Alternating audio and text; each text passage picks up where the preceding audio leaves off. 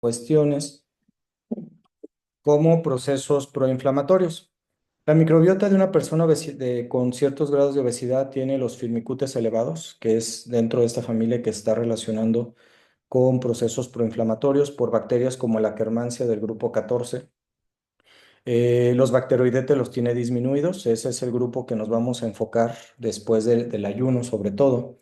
La Akkermansia, que es una de las bacterias más importantes, Muscipula, es una de las bacterias que principalmente está reducida, la Prevotella está también baja, la Roseburia, la Faecalibacterium también pues está disminuida, entre otras bacterias, pero las que generalmente vamos a encontrar altas son las bacterias que generan algo que se llaman LPS, que son polisacáridos que generan ciertos procesos proinflamatorios cuando las bacterias logran llegar hacia el torrente sanguíneo, produciendo algo que se llama endotoxemia metabólica. La endotoxemia, imagínense que nuestro intestino, el 60% de todo nuestro sistema inmunológico está en la fase intestinal, sobre todo en la parte del epitelio y en las capas mucosas, para evitar que estas bacterias malas, de alguna forma, como las proteobacterias, se puedan meter hacia el torrente sanguíneo. Entonces tenemos una cierta cantidad de moco que ellas cuando intentan ingresar, el propio moco las mantiene ahí y el sistema inmunológico las elimina.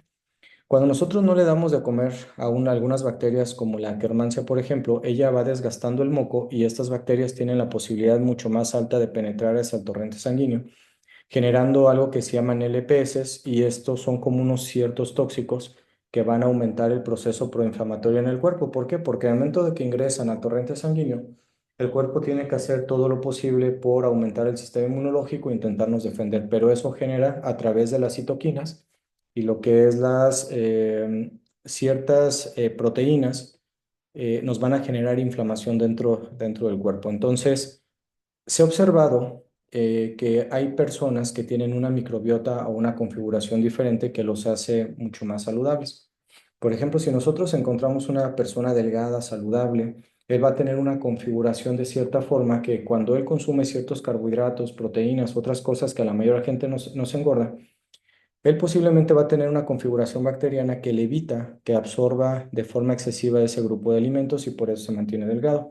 Si nosotros pudiéramos agarrar material fecal de esa persona y trasplantárnosla a través del ano, esa configuración se empezaría a dar dentro de nosotros. Se ha observado que tanto nos puede ayudar a configurar para perder peso, pero también nos puede configurar si esta persona está generando depresión, ansiedad o tuvo algún tipo de acné o una situación de ese tipo.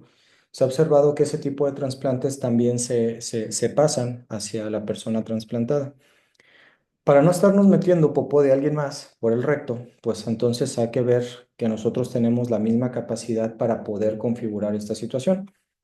¿Qué es lo que se ha observado en las personas delgadas? Bueno, en las personas delgadas y más saludables se les ha visto una variedad mucho más diversa de ciertas bacterias como los firmicutes que se disminuyen, aumentan el valor de los bacteroidetes, como aquí lo observamos. A nivel metabólico, los bacteroidetes pues producen más butirato.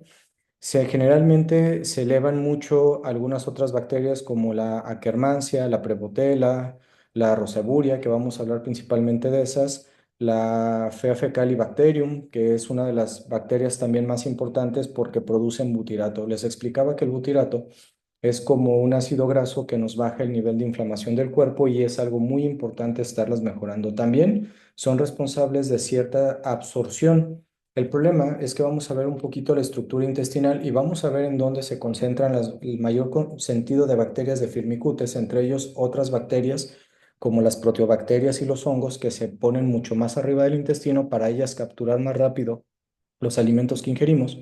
Y hasta el final de todo el tracto digestivo, en esta parte del intestino grueso, que es el final, están estas bacterias que son positivas. Entonces necesitamos ciertos alimentos fibrosos que puedan viajar por todo ese tracto hasta llegar a esa partecita en específico para que las bacterias se puedan alimentar y nos puedan reparar la función intestinal, nos generen butirato y nos generen el proceso de absorción de algunas vitaminas como las del complejo B y la vitamina K, que nos van a ayudar a que nuestro cuerpo funcione, pero sobre todo hay una parte muy importante que es que ellas ayudan a la síntesis del triptófano. El triptófano es algo fundamental que necesitamos para poder generar serotonina y melatonina dentro de una ruta metabólica en el cerebro que se llama la ruta del IDO. Entonces, cuando este aminoácido entra a nuestro cerebro y tenemos un proceso de inflamación bajo, nuestro cerebro empieza a producir neurotransmisores que nos hacen más felices y que nos ayudan a conciliar más el sueño. Cuando nosotros estamos en un proceso inflamatorio, porque estas bacterias malas entran hacia el torrente sanguíneo, generan LPS y nos generan inflamación, esa inflamación a través de las citoquinas y generan un proceso de inflamación también en el cerebro en donde evitan que el triptófano pueda generar serotonina y melatonina y más sin embargo nos va a generar algo que se llama ácido quianurénico a través de una situación que se llama solunina que hace más permeable una barrera hematoencefálica por donde pues permite la entrada de todo esta basura incluso al torrente sanguíneo y por consecuencia pues también al cerebro. Por eso se ha relacionado que el exceso de firmicutes, sobre todo de Clostridium y de algunas bacterias dentro de la boca, como la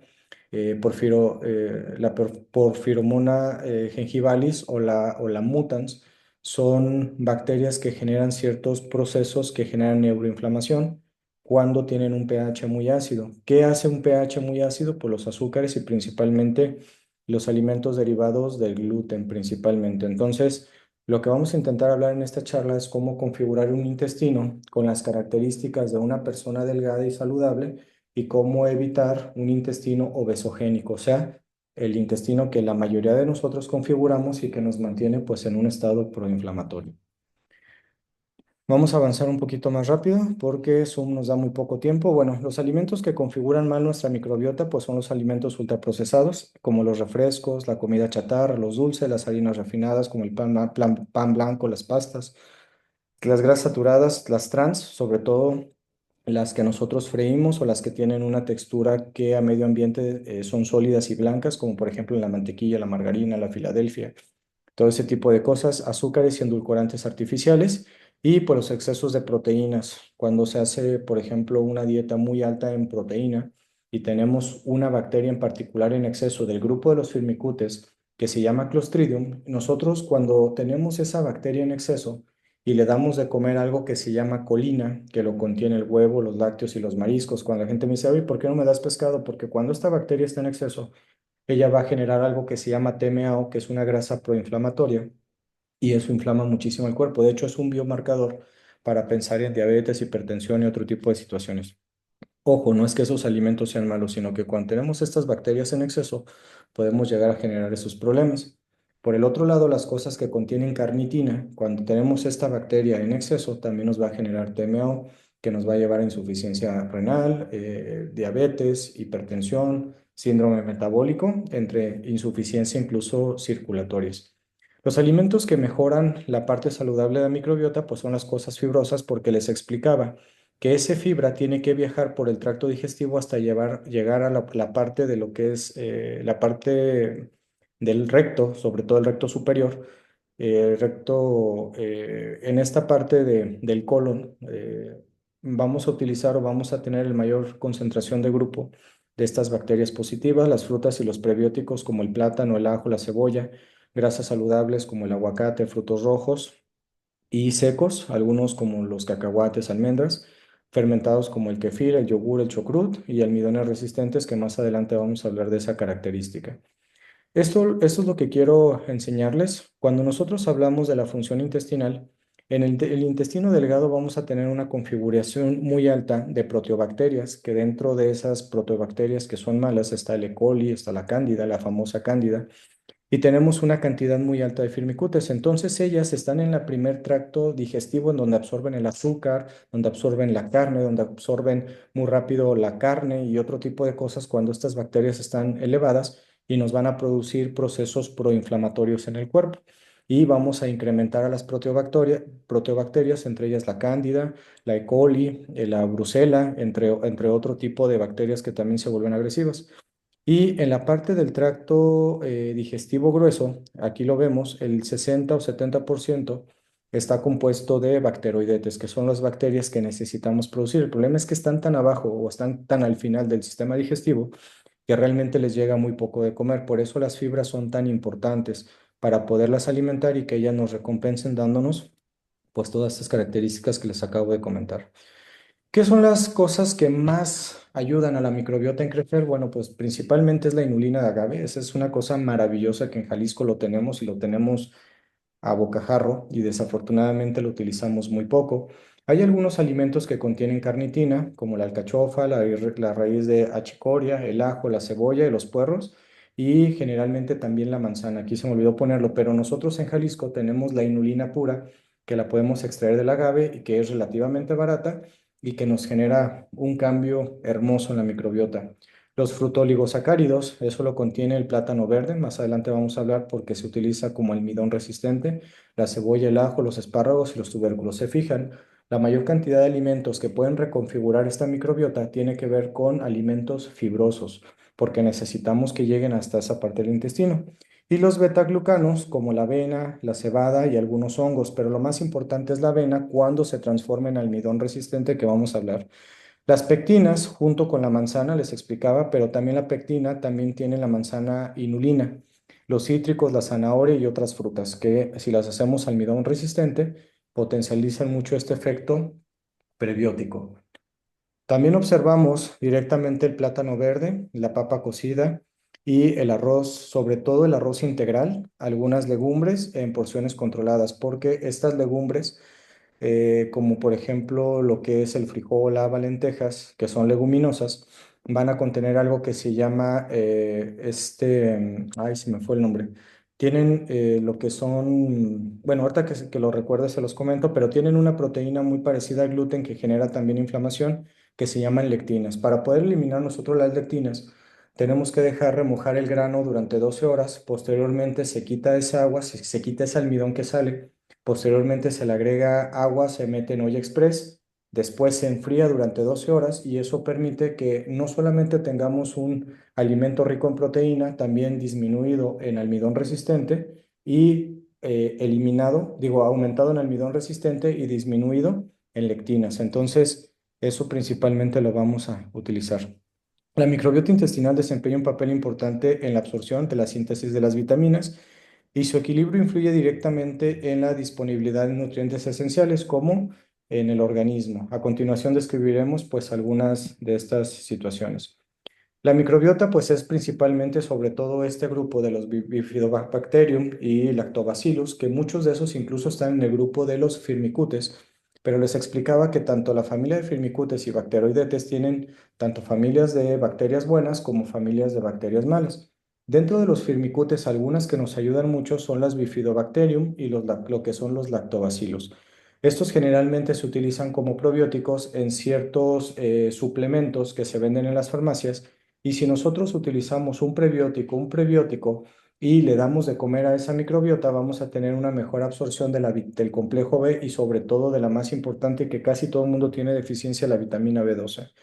Estas vitaminas son esenciales para que el metabolismo funcione de forma adecuada y nuestro sistema nervioso. Entonces, imagínense el impacto que nosotros podemos generar en la neuroinflamación y en el proceso de disminución de la inflamación en el cuerpo si podemos empezar a utilizar algunos lactobacilos junto con algunos prebióticos, que son cosas que los van a estimular, y junto con saber qué grupo de bacterias podemos estimular para tener este efecto tan fregón dentro de nuestro cuerpo. Pero hay que recordar que somos promotores también del ayuno. ¿Por qué el ayuno puede mejorar todo este proceso? Porque gran parte de los firmicutes necesitan estar sobrealimentados, necesitan mucha alimentación, sobre todo las proteobacterias y algunas arqueas y algunos hongos, como la cándida, por ejemplo, necesita estar sobrealimentada de carbohidratos. Entonces, bueno, sobre todo los carbohidratos referentes a los que provienen de gluten y los azúcares refinados, porque no todos los carbohidratos son malos.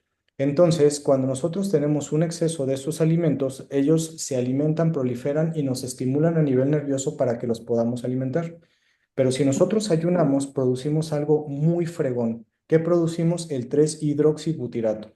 Nosotros entonces tenemos dos características para producir butirato dentro del cuerpo. Recuerden que el butirato baja la inflamación del cuerpo casi al nivel de un esteroide. Imagínense si nosotros pudiéramos producir algo muy parecido a la dexametasona desde nuestro propio cuerpo, un esteroide que baje el proceso de inflamación. Y ojo, sí lo podemos producir a través de los ácidos grasos de cadena corta como el butirato. La otra forma de extraer un butirato más potente es ayunando. Cuando nosotros ayunamos, generamos el 3-hidroxibutirato, que es el precursor de los cuerpos cetónicos, el cual nos genera un proceso antiinflamatorio en el cuerpo. Por eso el ayuno es tan importante, porque el ser humano está mucho más adaptado al ayuno que estar sobrealimentado todo el tiempo. Yo tengo muchos pacientes de gimnasio que me llegan destrozados por la sobrealimentación con tal de construir músculo y construimos un músculo pues en una situación muy inflamatoria que pues tampoco los deja avanzar bastante. La vitamina K es algo fundamental que también dentro de los bacteroidetes podemos estar produciendo o absorbiendo de mejor forma, pero necesitamos que los alimentos puedan llegar a esta parte del colon y sobre todo que ellas puedan estar generando lo que son los ácidos grasos de cadena corta como el butirato, el propinato y pues el 3-hidroxibutirato si lo combinamos con un ayuno intermitente. ¿Cómo beneficia el ayuno intermitente o el ayuno real a estas bacterias? Porque ellas son muy capaces de aguantar el ayuno, algo que los firmicutes no, y las proteobacterias tampoco, ni los hongos. Ellos necesitan estar sobrealimentados. Entonces, el hecho de estar comiendo 5 veces al día, 6 veces al día, incrementa más el proceso inflamatorio del cuerpo.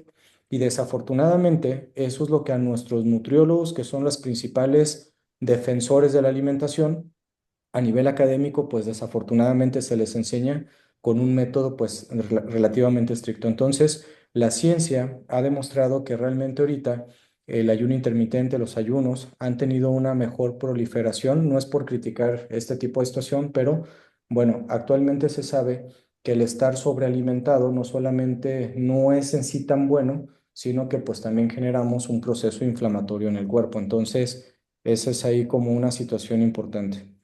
La influencia de la microbiota y la absorción de las vitaminas, pues es la integridad de la barrera intestinal, la interacción con enzimas digestivas y la modulación sobre todo del pH intestinal. Eso es algo fundamental porque hay bacterias, por ejemplo, una de las más agresivas que tenemos en la boca, que es la Porphyromonas gingivalis. Ella se puede dar en un ambiente de entre un 5 a 7,5, pero en un ambiente cercano al 5 o 5,5 se vuelve agresiva.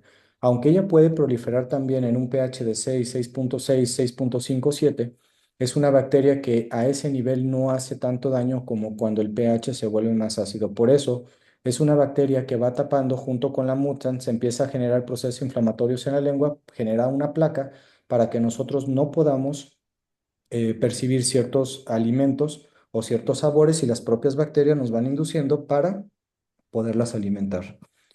Entonces, bueno, los factores que afectan la relación entre la microbiota y las vitaminas, pues definitivamente es la dieta, la disbiosis intestinal y el uso principalmente de antibióticos. ¿Qué bacterias debemos de proliferar en nuestro intestino? Bueno, hay que darle prioridad a cuatro, ¿sale? Le vamos a dar prioridad a la Akkermansia muscipila, a los bacteroidetes, a lo que es la Fea fecali bacterium y lo que es la Roseguria. Generalmente, para poderles dar de comer bien, les tenemos que dar principalmente algo que se llaman polifenoles, como el té verde, el cacao, los arándanos, las frambuesas, las moras, la granada, aceite de oliva. Y a los bacteroidetes pues les encanta lo que les comentaba, todo lo que son las verduras fibrosas como el brócoli, los espárragos, la cebolla, los frutos secos, el aguacate, la linaza, que siempre se ha hablado de esto, pero ahora se sabe específicamente por qué son saludables, porque le dan de comer sobre todo a este tipo de bacterias que son importantes para la producción de butirato y la síntesis de las vitaminas. Los, la Faecalibacterium braunitzi, esta, bueno, pues se utiliza principalmente de los almidones resistentes como el plátano verde, el coco, las almendras, almidones, entre otras cosas. Ahorita vamos a hablar un poquito de esa parte. Y bueno, la roseburia, que también es muy importante, es una de las principales productoras de butirato, pues necesita pues alimentos fibrosos y fermentados. Entonces, bueno, los alimentos libres que vamos a poder manejar más adelante, cuando nosotros hablamos de la producción, yo siempre les recomiendo después de un ayuno que hagan durante un tiempo una dieta vegetariana con la intención de disminuir principalmente a una bacteria que se llama Clostridium. El problema de que si nosotros no ayunamos durante un tiempo quitando las proteínas, que ojo, no es que sean malas, sino que cuando llegamos a un tratamiento estamos tan llenos de bacterias malas que el problema de lo que es la carnitina y lo que es la colina que le dan de comer a una bacteria en específico del grupo de los firmicutes, eso nos genera que estemos generando TMAO. Entonces, para eliminar un poco el Clostridium, necesitamos eliminarlo de dejarle de comer sobre todo carne durante un tiempo, pero puede ser 2, 3, 4, 5 semanas, para que ella disminuya su población y en ese tiempo estar incrementando al otro grupo que realmente nos interesa y posteriormente, pues inducir principalmente proteínas. Entonces, bueno, básicamente esto es lo que vamos a observar. Por aquí les voy a mostrar. Ta, ta, ta. Por aquí, ¿dónde estás? ¿Dónde estás? Aquí está. Bueno, ojalá la podamos ver aquí. Creo que necesito salirme para los que están en Facebook. Un momentito. Dejo de compartir la presentación para poder observar la dieta. Bueno, la dieta que generalmente yo les aconsejo es una dieta que va enfocada principalmente a un grupo de alimentos, principalmente basados en la cuestión de los alimentos fibrosos libres, que son las frutas y las verduras, durante un cierto tiempo. Lo segundo, se va incrementando el consumo de proteína. Yo les aconsejo que se pueda utilizar omega 3, un omega 3 de buena calidad, como lo que es que tengan un EPA y de un DHA entre 900 y 1000 miligramos para consumir 3000 miligramos por día. Se utiliza la inulina de agave, 15 gramos por día, para mejorar como un efecto prebiótico. Se puede utilizar también lo que son los magnesios, que se ha observado que son estabilizadores también de esta microbiota. Y bueno, principalmente lo que son las frutas y las verduras y sobre todo los polifenoles. Para generar almidones resistentes, vamos a hablar directamente de algunos muy importantes. ¿Cuáles son los almidones resistentes? Pues más importantes es la manzana, lo que es la papa, lo que son los tubérculos, lo que es el plátano verde, el plátano macho, el arroz integral, la avena y la manzana y la zanahoria. Son los más importantes que pueden tener esa característica para producir procesos antiinflamatorios y almidón resistente. ¿Qué es un almidón resistente?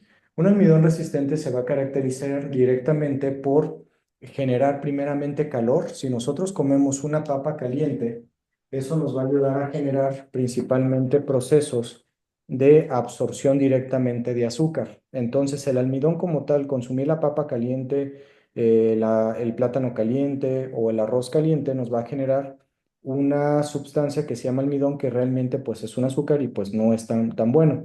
Pero si nosotros agarramos esos alimentos como la zanahoria, el arroz, la papa, y los calentamos como la avena, los calentamos y luego los enfriamos, eso nos genera que esa fibra se cierre, ese almidón se cierre y se transforme en resistente. No se absorbe en el tracto digestivo inicial, que es el intestino delgado, pero sí llega a esta parte y las bacterias pues hacen festín y empiezan a generar butirato en una cantidad mayor. Entonces eso pues realmente nos ayuda mucho a bajar los procesos de inflamación. En el grupo de ayuno vamos a mandar lo que es esta dieta que les diseñé para que sepan cuáles alimentos específicos son los que hay que utilizar de forma más adecuada y que de esta forma pues puedan generar esta nueva configuración en la microbiota. Bueno, vamos a ver si tienen alguna duda. Con todo gusto la resolvemos antes de salirnos, ya sea por Facebook o ya sea aquí por Zoom. Nos quedan 10 minutos. Si alguien tiene alguna duda, de todos modos, si no, seguimos en el chat del grupo de ayuno. Recuerden que el grupo de ayuno pues es algo totalmente gratuito. Ahorita voy a mostrar el link por si quieren incorporarse, no es un reto. Y ahí cada cierto tiempo vamos a estar hablando de este tipo de temas, de cómo reconfigurar, cómo bajar neuroinflamación y cómo hacer ciertos procesos a través de los mecanismos de la microbiota. Entonces, bueno, no sé si alguien tenga alguna duda, sino para terminar ya lo que es el webinar. Doctor, entonces, ¿cuántas veces tenemos que comer huevo por semana? Bueno, es que dependiendo, miren, cuando van a empezar en este proceso, sobre todo si fue una persona que entró en el ayuno, yo les aconsejo que el huevo y las proteínas las quiten por lo menos durante 2 o 3 semanas. ¿Por qué razón? Porque necesitamos bajar la cantidad de Clostridium. La mayoría de las personas tenemos esta bacteria en exceso porque durante muchos años nos hemos alimentado de carne, de grasa, de harinas, pero sobre todo de las cosas que la incrementan, como las cosas que contienen colina y contienen carnitina, entre ellos está el huevo. El huevo no es que sea malo, al contrario, es una de las proteínas que biológicamente las tenemos que consumir todos, pero después de una fase de ayuno yo les aconsejaría quitar durante 2 o 3 semanas todos los productos de origen animal, una dieta más vegana, para que en ese tiempo disminuya la producción de firmicutes, pero poder aumentar en ese tiempo la producción de los bacteroidetes, sobre todo de estas cuatro bacterias que les explicaba, que son las que mantienen una persona mucho más delgada y mucho más saludable. Y las sales, por ejemplo, yo las compré en una botica. Las sales son buenas, iguales las de Farmacias Guadalajara como las de las boticas. A ver, no entendí la pregunta. ¿Sales de qué, perdón? Las sales de Epsom son iguales, de calidad, las de las boticas como las de la Farmacia Guadalajara. Bueno, el tema, creo que de lo que tú estás hablando es de la limpieza de hígado. Ajá, Bueno, eso sí, si quieren lo tratamos directamente en el grupo, ya que la charla va más enfocada ahorita a la reconfiguración de la microbiota y con gusto luego hablamos si quieren de la desintoxicación de hígado.